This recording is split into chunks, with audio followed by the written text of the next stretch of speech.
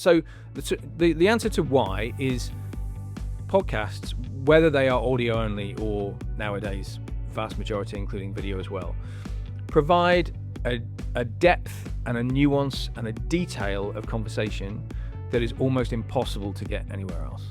So, we live in an age where people are scanning TikTok and brands are trying to catch your attention for 3 seconds, and they feel like that is a triumph if you've just stopped scrolling for 3 seconds and looked at their thing. It doesn't really matter if you've clicked through. And so in an age where attention is so valuable, podcasting creates a level of attention that no one else except cinema can compete with.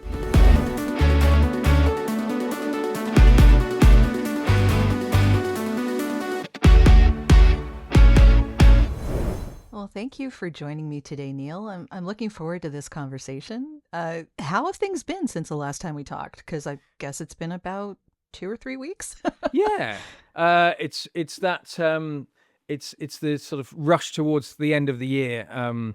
But sorry, that's time sensitive. I won't do that again. No, it's fine. Okay. People know when this is. It's okay. It'll come out 3 or 4 months later, and then these are all evergreen, so people will watch this whenever. The producer in my head's going, "Shut up! Don't mention that." That's okay. We'll talk more about that producer as we go along. Okay, good. Okay, do you want to start again? I'll answer the question. It's fine, actually. Just really? Yeah. Okay, all right then. Yeah, keep on going. Yeah, so it's the sort of final run up to Christmas. We have a huge number of projects that kind of run across the full year. So the way that we work is a huge amount of production takes place really across the summer, and then as it comes towards the end of the year, it starts to be all about wrapping them up, doing the analytics, understanding what went right, what went wrong, and planning for next year. So it's very much, we've not started relaxing for Christmas yet. No, I'll bet you have a lot longer to go before you'll be relaxing. 100%. About midnight on the 24th, basically, is where we'll start relaxing.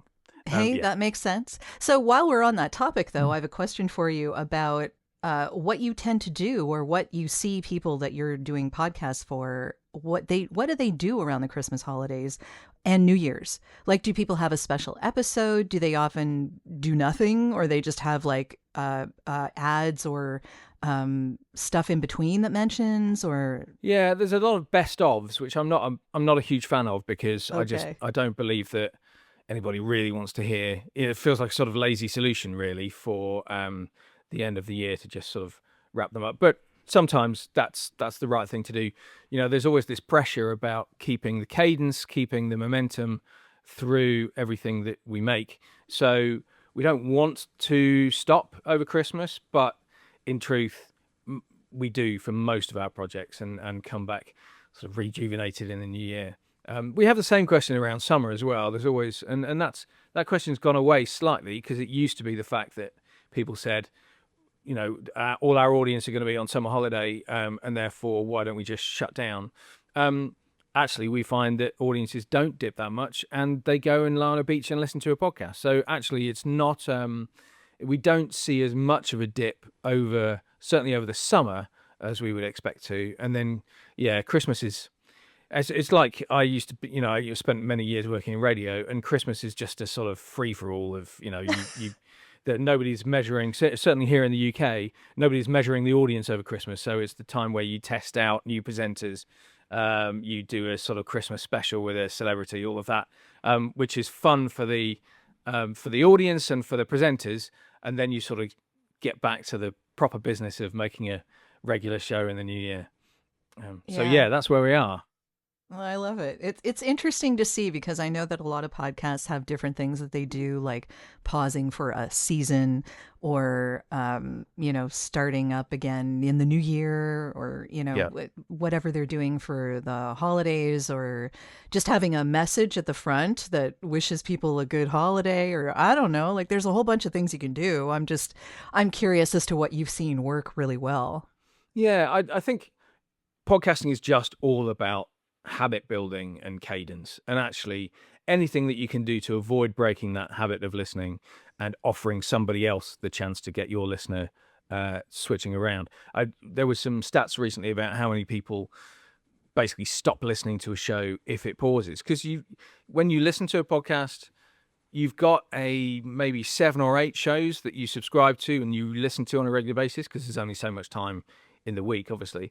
And then if you do a series of 12 and then stop for 12 weeks, you're basically just giving everyone the excuse to listen to something else. So we are encouraging, I was going to say pushing, let's say encouraging our clients to go as regularly as possible, to really go always on if possible, even if that's fortnightly or monthly. It doesn't always have to be weekly, but if the audience understand the cadence, they understand the when the next show is going to come out, you form a habit, and that's the most important thing. So yeah, that's changed somewhat, particularly because we're doing the branded work. Obviously brands have a kind of set budget that they want to put aside for a podcast, and that means there's a beginning and an end to a campaign most of the time. So we will have brands come to us and say, can we make 6 series? Can we make 12 series? And sometimes that's a valid thing, particularly if it's kind of box set or it's a story that has a beginning, middle, and end. But actually, if you're wanting to make a podcast that is a piece of property for your brand that's talking to your customers, then making it as always on, as frequent, and as regular as possible is the key. Yeah, yeah, that seems really like a fascinating thing to be working on. Do you have podcasts that are evergreen, or are they all topical? No, lots of the work that we do is evergreen. So we make a show called That's Just Wild, which is actually our only non-branded show. And that is a show that is about nature and wildlife, and just I love the brilliant. name. Yeah, it's great. Yeah, we love it. Yeah. And it's hosted by a brilliant guy called Steve Backshall, and 2 of his co-presenters, Lizzie and Sarah. They're all enormously experienced wildlife presenters, and they have stories absolutely coming out their ears. So that's the sort of topic that I just think you get into podcasting, you start to build a momentum, and we see it all the time that when there is a boost in the audience, when there is for whatever reason, lots of people sort of discovering it at once, they don't just listen to the newest episode, they dive in. The podcast listener now is quite sophisticated, so they see something and it's got 50 episodes. That's a massive old box set that you can work through. So yeah, I obviously some of the branded stuff that we do is very topical. So we do things like shows for mortgage brokers or insurance brokers, which are, talking about the current economy and the current environment. But again, we don't want stuff to feel old quickly, and therefore, as evergreen as it can possibly be. Sure, that makes a lot of sense. Yeah. I want to pull this back just a little bit because I always ask my guests a question in the beginning, and I want to get your perspective on this too. Do you have an early memory of how sound moved you? Something that maybe got you started on this whole journey. I think what I love and what I've always loved is language, Mm-hmm. and the ability to move people with language, whether that is, make them laugh, make them cry, inform them. And that comes from speech radio. So I was just, as a kid, I was a real fan of speech radio, but also lots of cassettes. I used to listen to comedy stand-up cassettes over and over again. I can tell you every word of Rowan Atkinson's sort of mid-90s stand-up sets and people like that. And so I think it's the use of language and the ability to really impact people with just words that I've always loved. Now, that doesn't mean, that all feeds in, because what I love about audio is the fact that I can write something, it comes out of my head onto a page, and then I can make it and not really involve anybody else. It's about, I have an idea, and all I need in order to make that come alive is a brilliant script, a great voiceover artist, and some sound design. So I think the things that I loved radio, and therefore I got into radio as early as I could when I was about 18, 19, and just hung around and just couldn't believe that I would be paid to do sort of stuff. Now You're not it's the also, first person to tell me that, actually. yeah. I mean, I Yeah. still, I still don't feel Yeah. like I've got a proper job. And so it's the love. I've always loved writing, and I love poetry, and I love comedy, and all of that. So I think audio is the purest form of those. It's the most ancient form of storytelling. It's the most ancient form of moving people. So voice and language is my first love, really. But then you throw in music and you throw in sound effects, and you've got such a palette of tools to use that it just makes it a joy to do. Yeah, I couldn't agree more. That's why we have this podcast. Yeah, exactly. I mean, that's the point. Exactly. But going from your radio days to then podcasting, what made you make the switch? And Uh, then the switch to branded podcasting, which is, again, another step in the process. yeah, it is. It's sort of become my career's become more niche as I've gone along.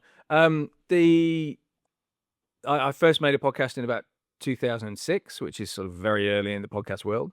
We made a guide for a newspaper over here called The Observer, which was a guide to the best organic food places that you could visit around the UK, sponsored by BMW. God, it makes me sound so old. BMW had just, BMW? yeah. So BMW had just created their first car that could play an MP3, which just makes me feel so old. And so the idea was you could listen to this podcast and go and visit great organic food places all over the country. By And car, of course. by car, exactly. And so we had a Okay. reporter that a reporter and a presenter who sort of went around the UK by car, visiting all the places, and yeah, saying, "Oh, now we're getting back in the BMW One series." So, but at that point, how we publicised that was it went out in a printed pullout in the newspaper. You had to copy the URL, which was really long, from the newspaper into your browser, then download the MP3 file, then put it onto your iPod. The whole thing was so laborious that I sort of gave up on it for a while. It was just, it never felt like it was a mass market thing until, I mean, in the UK, really, 2015, 2016 is when podcasts properly took off. Serial obviously had its impact. Made a few sort of football related shows, which were okay, but not great from a business point of view. And I was having I was having a conversation with someone at school, my children's school, and in the same class was marketing director of an organization called the National Trust, which is here. It's a brilliant organization that looks after stately homes and land and forests and all sorts all over the country. And so I had that conversation where I was saying, look, you've got stories absolutely coming out of your ears. There's no other, or very few other organisations. You can tell stories of, Regency period in Bath. You can tell stories of, extraordinary people all over the United Kingdom. And a great way to do this, and frankly, a cheap way to do this, is to do it on podcast, because you don't need a big set. You don't need a location shoot with your camera. Just me and a producer visiting these beautiful places and telling the stories.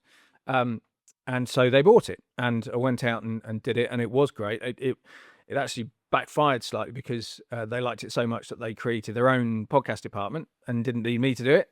Okay, So yeah. sold the concept of podcast. But that convinced me that, I mean, it's kind of easy with a cultural charity like that. I'd say they do have stories coming out their ears, so that's, there's no shortage of stuff to talk about. It's more difficult with a big corporate or a brand, and therefore we sort of moved into that world, and you have to work harder with a tech company or a finance company to really understand who the target audience is, why they should make a podcast in the first place, why anybody's going to listen, and what value it will bring them. So we sort of moved from this thing of, we did quite a lot of charity podcasts or cultural podcasts in the sort of late 2010s, and then moved into a much more sophisticated space, which is, why would any brand make a podcast, and what return can they get on it, and also, why should they commit for, as we were saying earlier, an ongoing show that isn't just a nice to have for to win a few awards over a couple of months. Why should a brand have a podcast at the heart of their content and that's really what drove me through. So it was partly just that it was a business model that I saw worked, and because you get paid. A lot of podcasts, That's the vast nice. majority of podcasts never make money. So having a brand pay Yeah, for it is a handy thing. totally. And then, as I say, since then it's all about becoming more and more sophisticated and insightful of why this is a justified thing for a brand to do. So why would they? Can you talk to that? Because Yeah, it's a I very know a good lot question. of people want to know that answer because Yeah. Well, I think a lot of people are thinking about it, but maybe haven't gotten the motivation to do it yet, and maybe think it's a lot more complicated than it needs to be. yes, and they also think it's a lot less interesting than it is. So I know that when you say I work in branded podcasts, most people think it's going to be pretty dry, and it's going to be two suits talking to each other, and we really, I mean, hands up, we've made a few of those. Don't tell anybody, but we have made a few of those. But we really are looking to create something that's, say, works much harder than that. So the answer to why is podcasts, whether they are audio only or nowadays vast majority including video as well, provide a depth and a nuance and a detail of conversation that is almost impossible to get anywhere else. So, we live in an age where people are scanning TikTok and brands are trying to catch your attention for 3 seconds, and they feel like that is a triumph if you've just stopped scrolling for 3 seconds and looked at their thing. It doesn't really matter if you've clicked through. And so in an age where attention is so valuable, podcasting creates a level of attention that no one else except cinema can compete with. So that's the first thing. It's all about attention. Secondly, it's all about niche. Hi, I'm Jesse Flores from Intercept Music, and you're listening to the Audio Branding Podcast, a great place to learn about how powerful sound can be. If you want to understand how to harness that power in your own life, keep listening. Because yes, there are obviously FMCG brands who are looking to talk to everybody in the world, and Coca-Cola will happily create content. There's nobody who's not in their market in a sense, but most brands have a niche of valuable, interested, loyal people who they want to speak to. So if I take the B2B space, for instance, I mentioned earlier about mortgage brokers and insurance brokers. Again, doesn't sound like the most exciting thing, but actually, if you create a piece of work, if you're a brand and you create a piece of work that makes those people better at their jobs, gives them something that they can talk to their clients about, gives them something that is genuinely, a piece of knowledge that they will keep, they will be really grateful for it. And so you and I and most of the people in the world will never listen to a podcast that's aimed at insurance brokers, but those people love it. And those people find it super valuable. And so a lot of this kind of brand work, and that extends to all sorts of types of organizations, all types of like we do, I say, lots of charity work. So WWF, for instance, is a client. And yes, they're looking to talk to as many people as possible because they're a charity and they are trying to, stave off climate change. But they do have a target audience, and therefore you're just saying, let's understand who that target audience is. Let's understand what content they love. Let's think about a presenter they'll really engage with. Let's think about topics that they will be really fascinated by. And let's be the people who bring them that content. And so, we've done shows out in cars, taking celebrities to their to their old school, to their sort of favorite haunts. We've done an interview with the King this year, which is pretty special. I want to hear more about that. Actually, yeah, I'm very curious how that would have gone. Yeah, we'll come back to that, I'm sure. Okay. Or sports, or we do a series for L'Oreal, which is all about the story of beauty and how it affects all our lives. So there is huge range of creativity and topics and styles that you can make. Really the last thing we want to do is the CEO and the marketing director in a room talking to each other. And so it does have a huge amount of space in it for brands to experiment. And it's far more data heavy than it used to be. So it's far more reportable, it's far more trackable. We are making shows for brands that are, tracking who visits their website afterwards. And that is, again, a level of kind of ROI that we were never able to achieve before. So all of those conversations move podcasting from being a sort of niche topic and a niche piece of content into the mainstream. The main thing, though, is video. And as much as I've already said how much I love audio, and I'm a audio snob, video is the thing that has really changed the offering for brands, because it means that it's not just it's not just a specialist piece of content that sits on the edge of their content selection. It is the core of their content offering. So if you're making a podcast and it goes out on Spotify and Apple, you can reach plenty of people. If you make a podcast and you film it, you're making an audio show, you're making TikTok videos, you're making a YouTube video, you're making social clips that people can share on their LinkedIn. So that's the thing that's changed the game really in the last 2 years. I mean, really, probably 3 or 4 years ago, we were barely making any video at all. Now, every single brief has a video attached to it. I know this is an audio podcast, but it's really... Oh, there's video here too. Great. Well, we're there.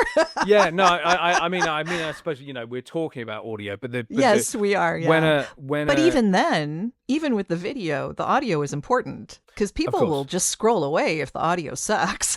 Yeah, and also, of course, a lot of people who say they're watching the video are actually listening to the audio. So they're walking away. Yeah, they're getting the YouTube up, then they're opening another tab and they're listening to it in the background. So all of that means the audio still has to be the most engaging thing.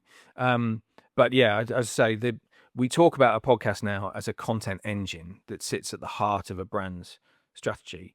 It's far cheaper to make than some, beautiful video sailing over mountains, and it's far more effective. And all the assets that come out of it, that's where the value is. That for a while we were thinking about social as an add-on, as something that basically drove an audience to the audio show. We've had a lot of conversations with brands in the past that they say, oh, not many people listen to the podcast, or not enough people listen to the podcast. We got lots of people looking at the clips on social, but very few of those ended up watching or listening to the podcast. And the answer is, that's a win. Those people have seen your content, regardless of whether they click through. They've seen engaging content brought to them by your brand. They probably weren't in the right headspace to listen to a half-an-hour podcast at the point that they were scrolling through TikTok. They might come to it later, but they saw some content, they liked it, and again, they will be sort of grateful to the brand for having created it. So we're in a space now where we're valuing all those other peripheral assets far more than we used to, and including them as part of the success of the podcast, rather than saying, oh, with a bit of luck, you'll have a bit of social engagement after it. It's really tricky too. Yeah. Oh, it's really hard. I think that's one of the things that we struggle with a little bit, is that it is hard work. I mean, it means that there aren't that many people trying to come into our space, because it feels like it's too much like hard work. And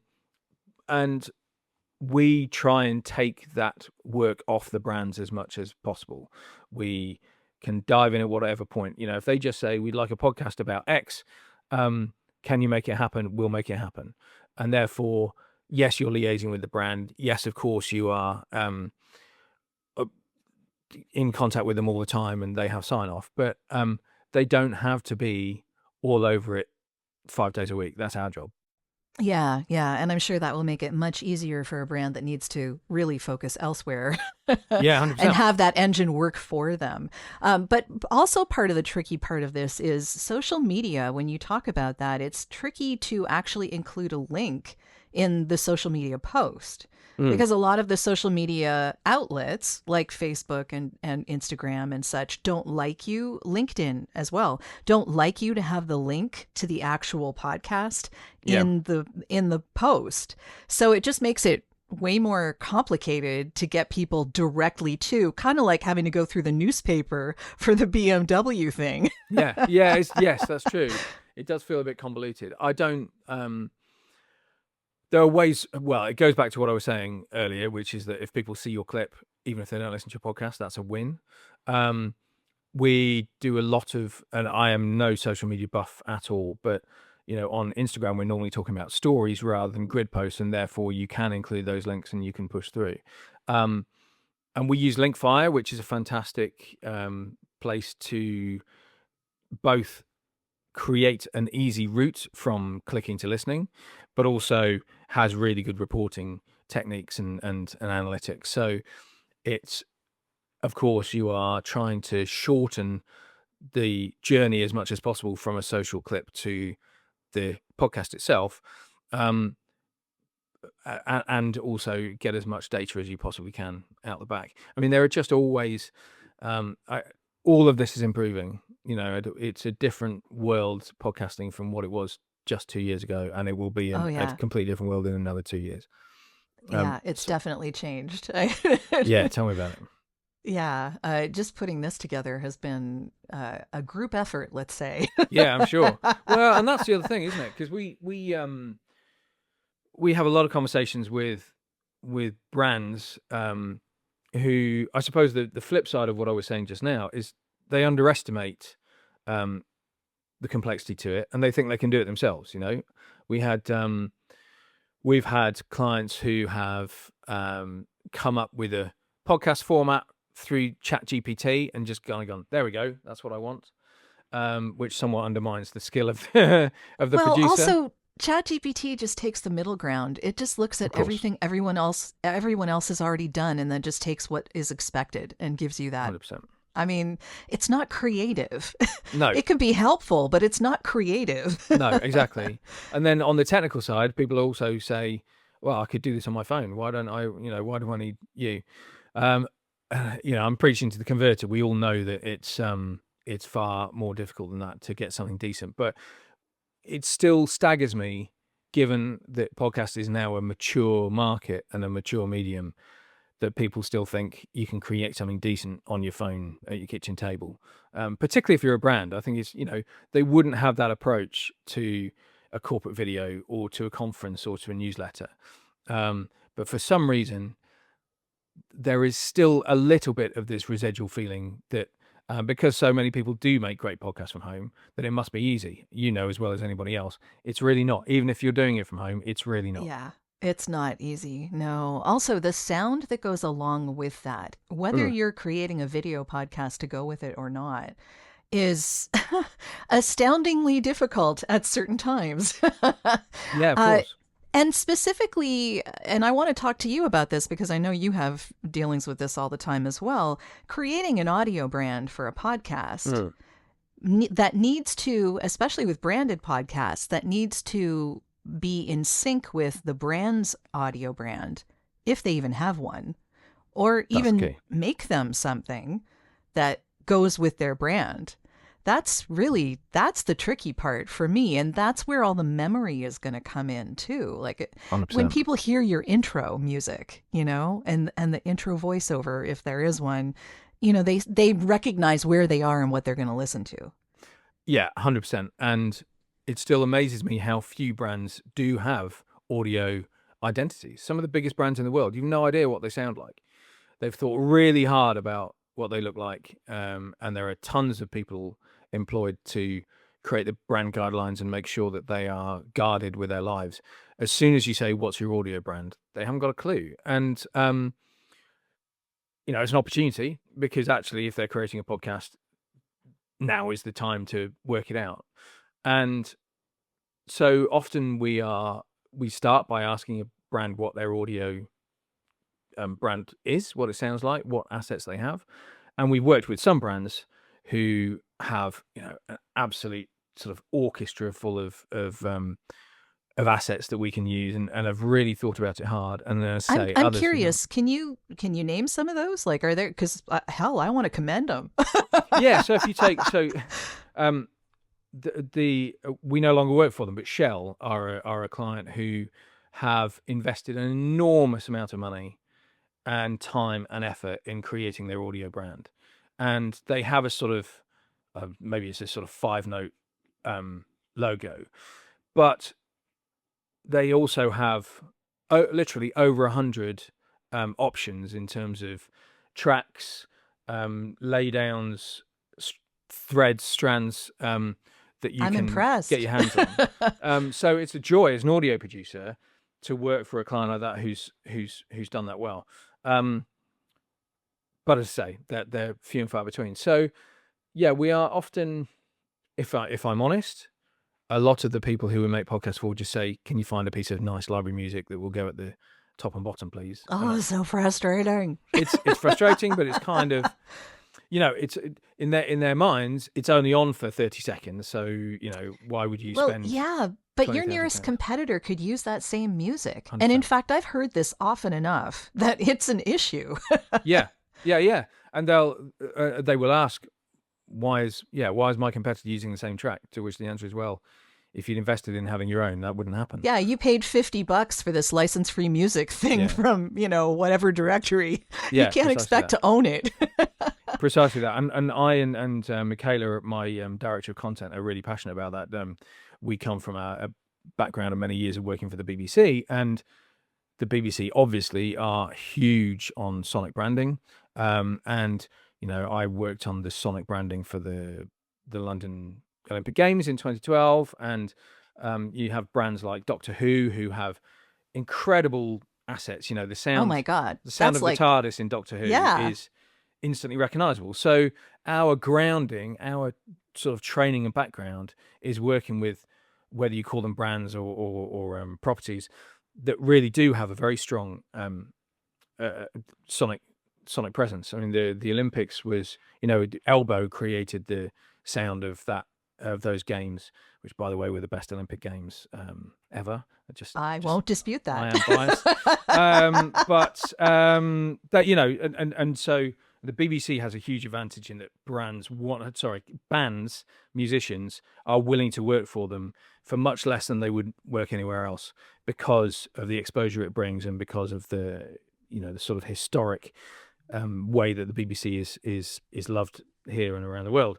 Until Disney took over Doctor Who, it was on a budget too, wasn't it? I mean, I have to admit, I don't know the ins and outs of Doctor Who, but yes, I am a huge fan. Okay. So I'm a Doctor Who geek. So okay, I love it. But the thing was that before Disney bought into it, they were definitely doing all of this on a budget. I mean, some of the costumes were outrageously silly.